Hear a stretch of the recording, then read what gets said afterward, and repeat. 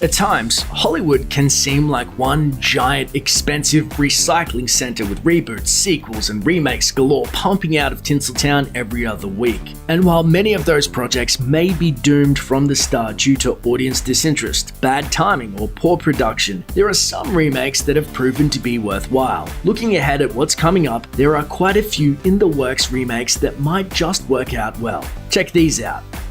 Firestarter.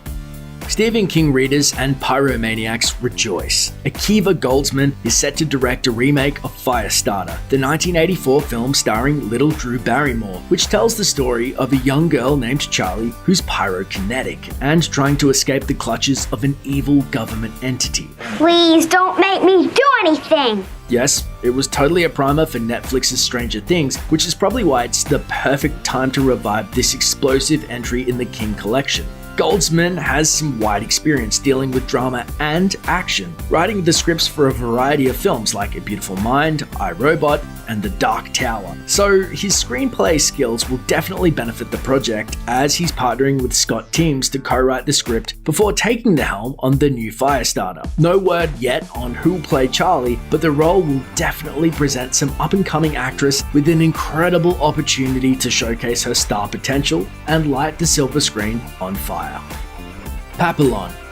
As the undisputed king of cool, Steve McQueen is a mighty hard act to follow, but that's not going to stop Charlie Hunnam from giving it a shot. The Sons of Anarchy actor is starring in a remake of Papillon, the 1973 film based on the memoirs of Henri Charrière, a French criminal convicted of murder. Charrière escaped from Devil's Island before writing his best-selling book. I'm innocent! I didn't kill that pimp! This time, Hunnam will sport the titular tattoo, but he'll need a little help escaping from his South American prison. In the original film, McQueen's character was assisted by the counterfeiter Louis Daguerre, played by Dustin Hoffman. In the remake, Rami Malek of Mr. Robot fame will be taking on the role, and Michael Noer will direct. El Desconocido. Released in 2015, El Desconocido was a Spanish thriller that feels a whole lot like the Keanu Reeves classic Speed. Whoa! The movie follows a banker who's driving his kids to school one day when he receives a phone call telling him the car is rigged with a bomb that'll detonate if he doesn't do as he's told. As for the remake, well, if you're going to cast a guy who's trying to protect his family from a terrorist, who would you pick other than Liam Neeson? The one and only Liam Neeson! The action star will play a Wall Street executive caught in a game of life or death, and instead of being titled El Desconocido, the movie will be known as Retribution. Disorder, aka Maryland. Have you ever wondered what would happen if the director of Logan teamed up with the screenwriter of Hell or High Water? Well, the answer is magic. Grim, blood-splattered magic is coming soon to a theater near you. Too big. That's what she said.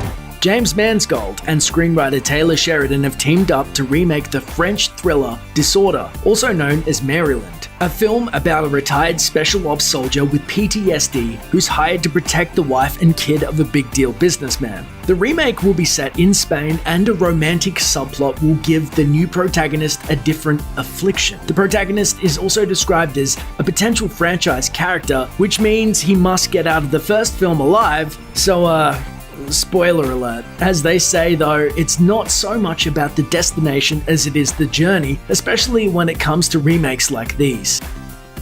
Miss Bala.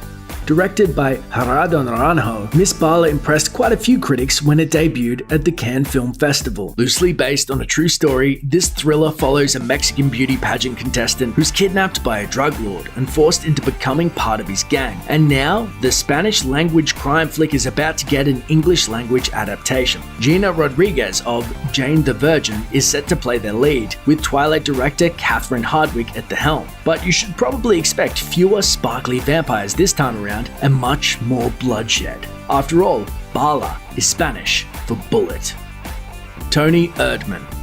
In 2016, German audiences were wowed by Toni Erdmann, a comedy that many considered one of the best movies of the year. The nearly 3-hour film follows an elderly music teacher named Winfried, who tries to reunite with his business-minded daughter by pretending to be Toni Erdmann.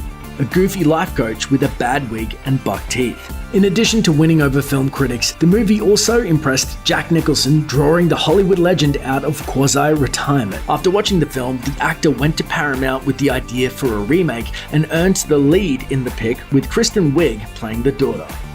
Widows. One of the best filmmakers working today, Steve McQueen has directed some truly incredible films like Hunger and 12 Years a Slave, and now it looks like the British director is getting into the remake game. Only instead of adapting a film, he's going to give us his own take on Widows, a BBC TV series that first hit the airwaves back in 1983. The original show features a group of thieves that are killed in a heist gone wrong, so their wives band together to finish the job. McQueen has had the project on his radar since at least 2014, but now things are really coming together. The director co-wrote the film with Gone Girl author Gillian Flynn, has since assembled an impressive cast list that includes Liam Neeson, Colin Farrell, Michelle Rodriguez, Viola Davis, Robert Duvall, Elizabeth Debicki, Daniel Kaluuya, and Jackie Weaver. The film makes its way to theaters in November 2018. Train to Busan. While it slipped past most Americans, Train to Busan was a major hit in South Korea. The horror film focuses on a work-obsessed dad who takes his unhappy daughter to visit her mom, but their trip is interrupted by a swarm of attacking zombies. Obviously, as the danger escalates, the central hero arrives as someone who's only looking out for himself and his kid, but aims to work with fellow passengers to protect everyone on board.